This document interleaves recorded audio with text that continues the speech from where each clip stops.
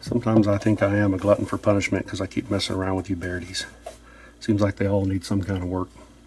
This is a Cimarron Thunderer, manufactured by Uberti. This is a fantasy gun. These never existed. I mean, Colt did make a revolver that they called the Thunderer. It was slightly larger than the revolver they called the Lightning. They were double action revolvers. The Thunderer was in 41, I think, Colt rimfire. And they had this grip on it solely because it was a double action, and it would be difficult to manipulate a double action trigger if the revolver were allowed to completely roll back in your hand like that, like the plow handle grip of the single action Army was. And a lot of single action revolver clone makers over the years have put some sort of bird head, some with a spur, some without it. Ruger even had one that had just a bird head grip on it. Some people complain that they're uncomfortable to shoot because you lose some grip surface. These are nicely swelled. I actually like the way they feel, and I like the way they look. This is something that I kind of think Colt should have made something like this, but they didn't. This is completely inauthentic. It's just a fantasy piece. And this was purchased by a friend of mine who trusts my work enough that he said, I'm going to buy this thing and I want you to check it out and I want you to work on it if it needs any work. And so he forbade the FFL dealer from cycling the action, and he resisted the urge to cycle the action himself. He just left it in the plastic bag it came in and brought it over to me and said, what do you think? And I identified some minor issues with it, and ultimately he really decided that he didn't like that grip. It felt fine to him, but he really wanted something authentic. And I've always kind of wanted to play around with these. I didn't own one. I own several single actions, and I happen to own a Uberti Cimarron single action Army clone that I'd worked on that he has admired for years, and one thing led to another. We worked out a trade. So he's now stuck with a very nice Uberti single action with a nice action, and I am stuck with a Cimarron Thunderer with an okay action, and I have identified some issues with it. The timing is okay. That clicks in fine, but I've noticed on at least 2, if not 3 of the chambers. Hopefully you can see the bolt in there. There it is. Now, watch the trigger and watch the bolt. When you cycle the action,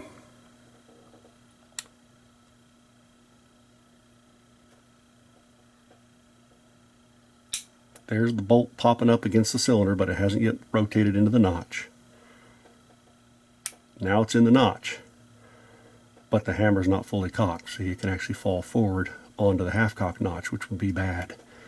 That could really ruin your sear and or break the half-cock notch. So if you just cocked it and then took your thumb off the hammer, it would slam forward into the half-cock notch. Not a good idea. You have to really pull back hard on the hammer then to allow that trigger to set into the notch. And it does that on that chamber, and on, there's a bolt popping up, bolt locked in, and still the hammer is allowed to fall. You know, that cylinder's locked in there nice and tight, but it takes then a harder pull on the hammer to get that to pop in there. If it was like that on all the chambers, simple fix. Tone a little bit off the second leg of the hand, the second tooth of the hand, and you'd have that fixed. But the other chambers pop in just like they're supposed to. So this is going to be a little bit different to work on. I could make it safe just by stoning on the on the bottom tooth of the hand, but then that would make the 2 of the chambers perfect, and then 4 of the chambers would be off. It doesn't really have any end shake to speak of. It's got probably the largest barrel cylinder gap of any revolver I currently own. I like a tight cylinder gap. So this, even if some of my other single actions were the same 4 3/4 inch barrel length, they would, with the same ammo, this would probably have a lower muzzle velocity than any of them because of some gas leakage, some gas escaping. I really like a tight cylinder gap. I actually feel like I get less fouling the tighter the cylinder gap. There's less junk to blow out. And it seems like the tighter the gap, the more any gas that would escape seems to do it at a much higher velocity. If it's shooting out of a very, very tiny gap, it shoots with much higher velocity, and it just seems like it doesn't deposit itself on the front of the chamber so much. And a lot of guys complain that too tight a cylinder gap, it'll foul up easy, but that's not been my experience. So I'm gonna have to work on this. Once I correct the timing, I'll put it back together, check the timing, and then we'll work on actually slicking this thing up.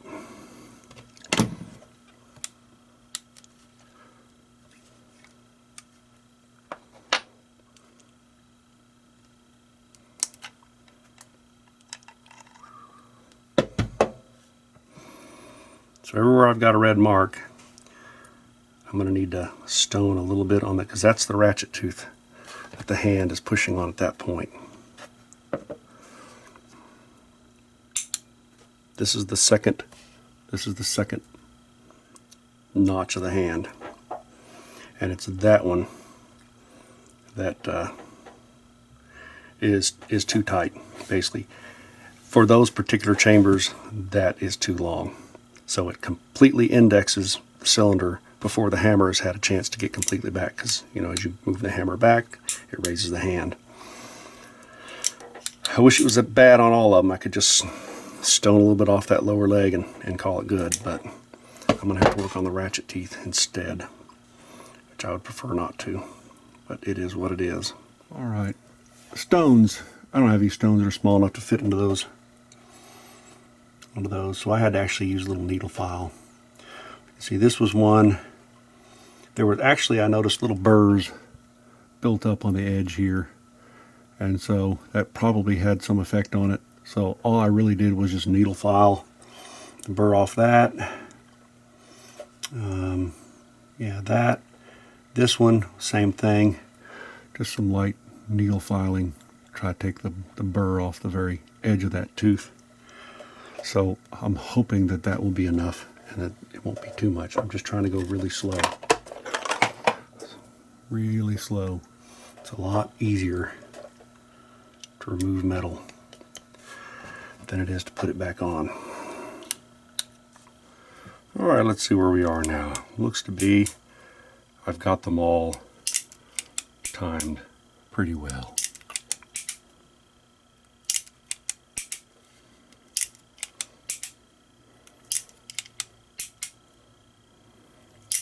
And this, I could use it like this.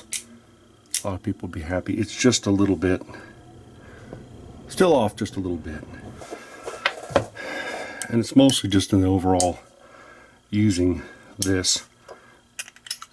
This is something I can't stand when you're trying to unload a single action and the brass catches on the edge of the window. Cannot stand that. And ideally, when you click each chamber, when it bounces back to the farthest point it can bounce back to, it should be lined up perfectly, and it's not. It's a little bit off center. Now, you can just apply a little bit of forward pressure and rotate it by hand, but you shouldn't have to. You shouldn't have to. And loading, for that matter. Also, you shouldn't have to line that up with your thumb to put the cartridges in there. So, we're going to fix that. And ironically, it's going to end up having to take it out of time to do that, and I'll have to bring it back into time. But if I don't, that's really going to annoy me.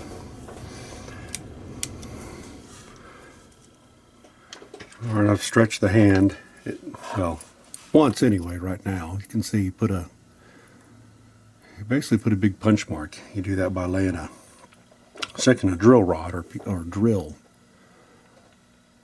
alongside it and whack it with a hammer on a very hard flat surface. And that hard to see here because I peened this back up again. This semicircle is where the metal got displaced out to the side, and I tried to peen it back down a little bit. I'll have to stone that smoothing in. But the idea is that you put a big dent in the side of it, and as you're mashing a dent into it, the whole thing is stretching, is moving out this way a little bit.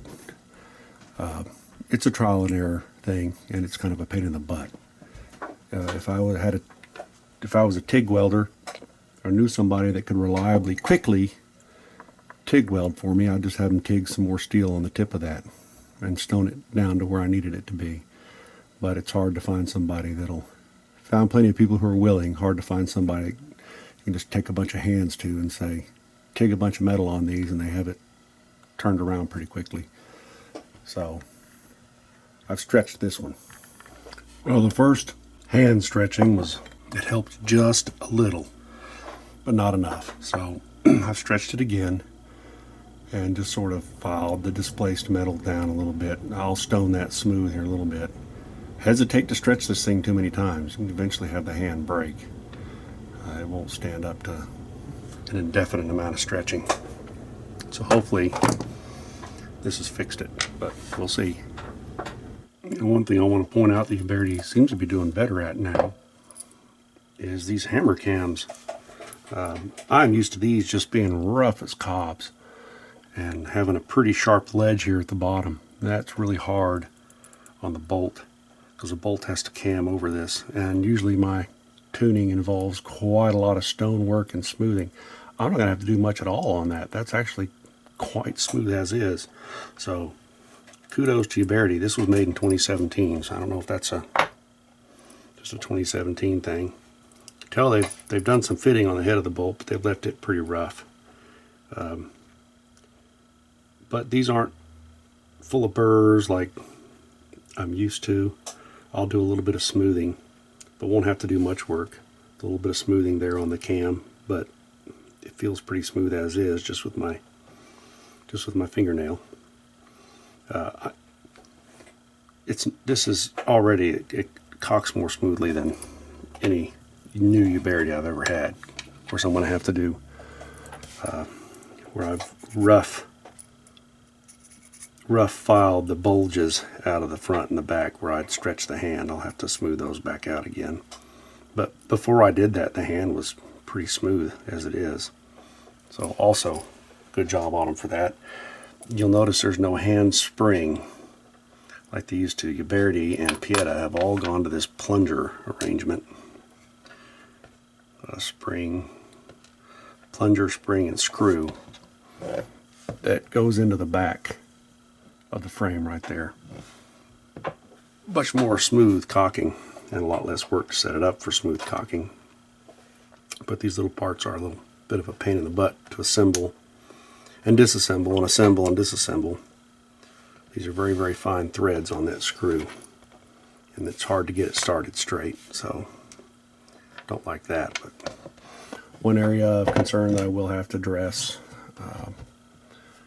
it's not as prominent on this one as it was on a US cavalry version, but you will see a step right here. The step is there because the rest of the recoil shield has to have enough room for the cartridges to rattle around a little bit as you're cocking it, as they're rotating around there. You want there to be plenty of room for the case head so that it doesn't catch on anything, it doesn't bind. But when you get in front of the firing pin, you want minimal amount of head space, just for safety and reliability. So all of them, Colts, everybody, have to have a gradual transition from this wide, this much deeper area of the frame to the thicker area of the recoil shield. And some of them, I mean, I've seen steps here on Colts even.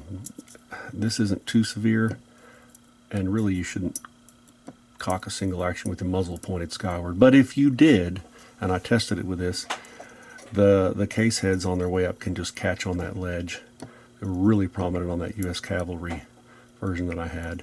I'll stone that down. You just have to be careful that you don't get into the area of where the case head would be. As long as the area where the case head is as thick as it's supposed to be, you can stone quite a gradual ramp on there, and it'll just, it's another reliability improvement I do to them.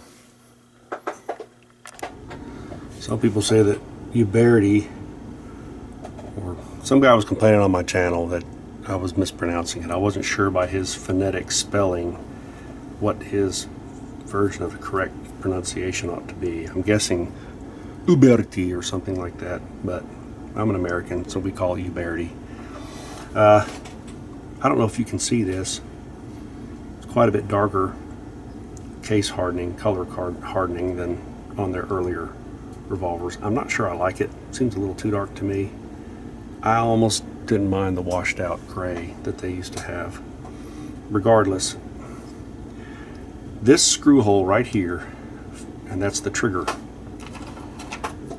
This is the trigger screw hole, has always been rather close to the cutout for the hand, but my gosh, they got it really close on this one. I don't know if you can see. I hope you can.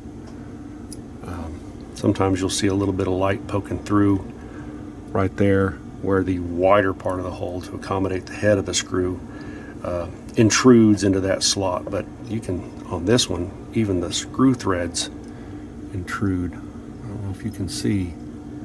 I've got little tiny slivers of steel that represent the screw threads, and it's just see-through right there. The screw threads on this side aren't really doing much of anything. I hope they don't. I'm tempted to just break them off so they don't break off on their own sometime and fall into the action, but I'm not gonna.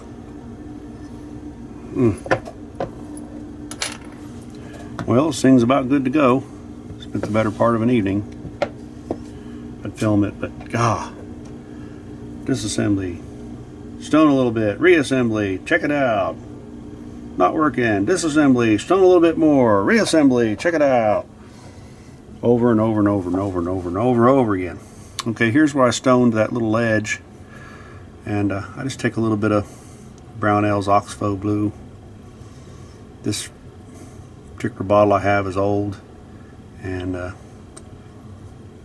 doesn't do the best job of cold bluing something, but because of that, it does a really good job of simulating a sort of a color case on some fresh steel. Not necessary.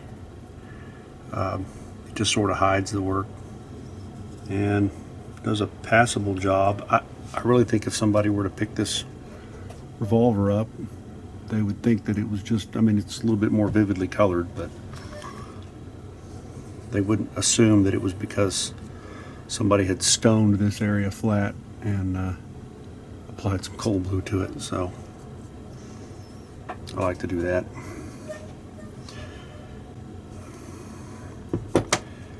And I do a lot of work to these ratchets. You know, you got 3 chambers, timing differently than the other.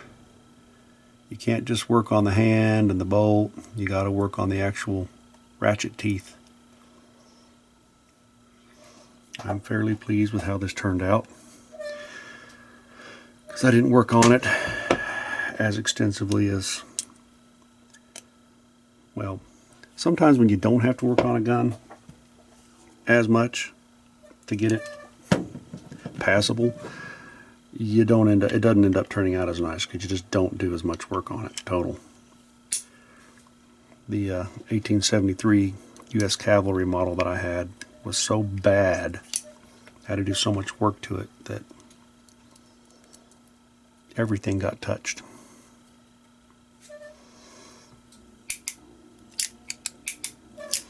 This feels very nice though.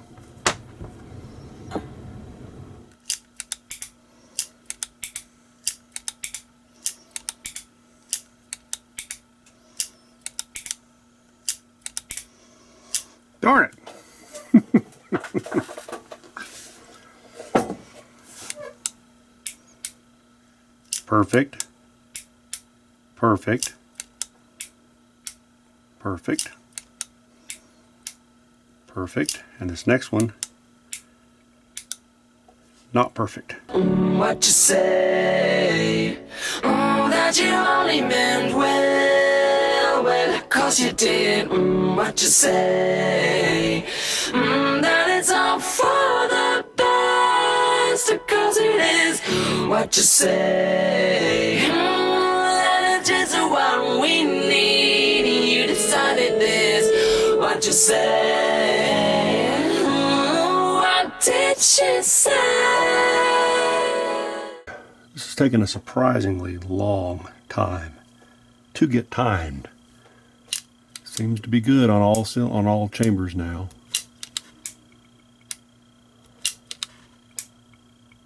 Would have been easier if all I had to do was just work on the hand instead of having to attack some of the ratchets. Leave the other ones alone. I've also done some other work. I lightened the bolt spring, lightened the mainspring a little bit. Just done some overall smoothing and polishing. I never was able to get perfect half-cock timing. You can see the chambers lined up, pretty well. If you were just click them, they'd probably stay. But if you back it up all the way, there's a propensity for a shell to catch. So I just finally thought, this is not like this is a cult or collector piece. So I've just followed a little bevel, very slight bevel on the inside of the frame. So you can see if I start to withdraw the case, it's going to hit that bevel. It's going to actually rotate the cylinder enough. I hate trying to eject a case and have it just get stuck, and then have to manipulate the cylinder a little bit to position it so you can actually eject it. So I did put a slight bevel on the frame, so with the cylinder at half cock and then rotated backward as far as it'll go to bump up against the hand. Case starts to come out, it'll hit that little bevel. That'll just move the cylinder far enough to let the case come out. Slowly you feel it a little bit, but in a rapid ejection, no problem. So that's not an elegant solution. A better solution would have been to probably have either add some more material through TIG welding to the top of the hand, or have a collection of hands, find one that was a little bit longer.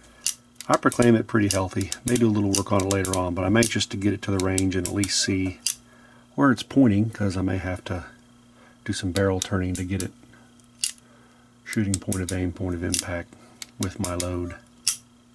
So this is the first time it's been at the range. It wouldn't be a real test of this fantasy piece unless you had some really hard recoiling cartridges to just see.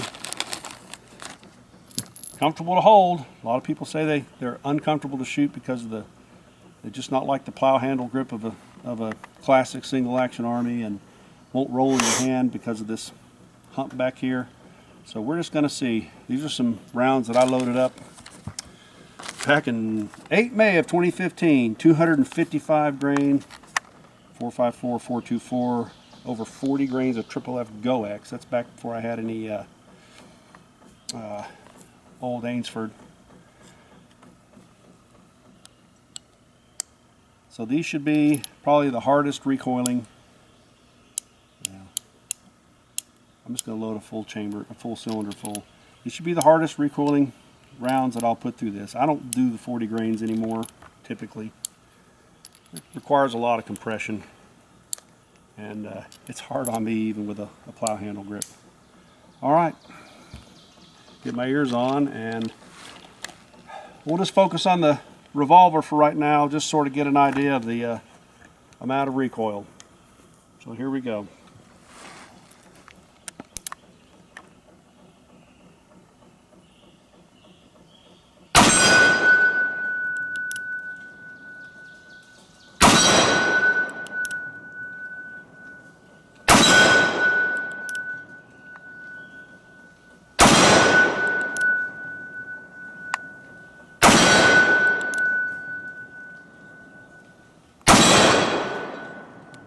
I can't complain about that. See how ejection is now since I've beveled that ejection port a little bit. Ejecting just fine.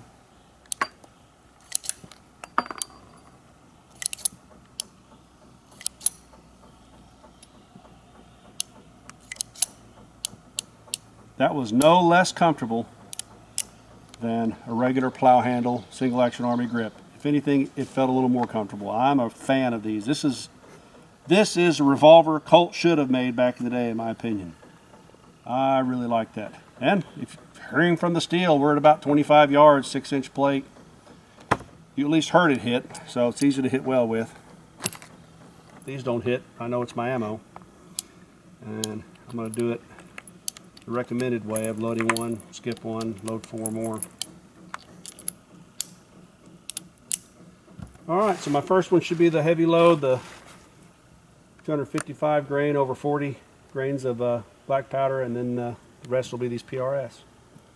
Target's about 25 yards. I've got one up on the hill, not quite twice that distance. If it's shooting well, I may take a shot at it too. Alright.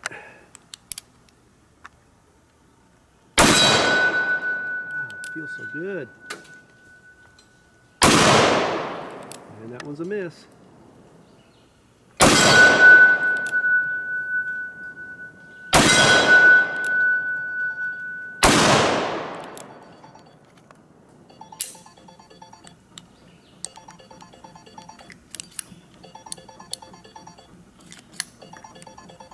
So who could be calling me now?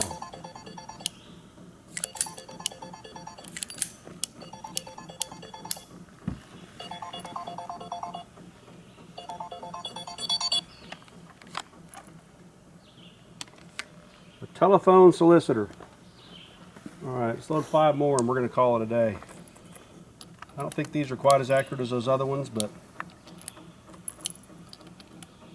reasonably close range, they're alright.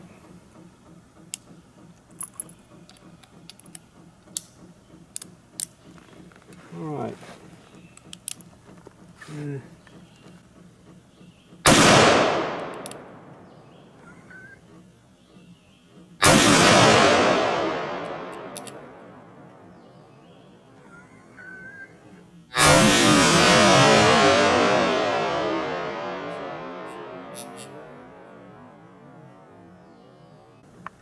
Hope I got that on video.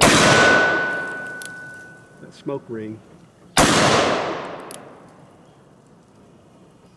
You can try that one up on the hill.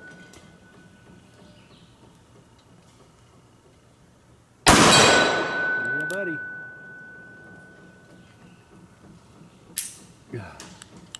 That was a good end on it.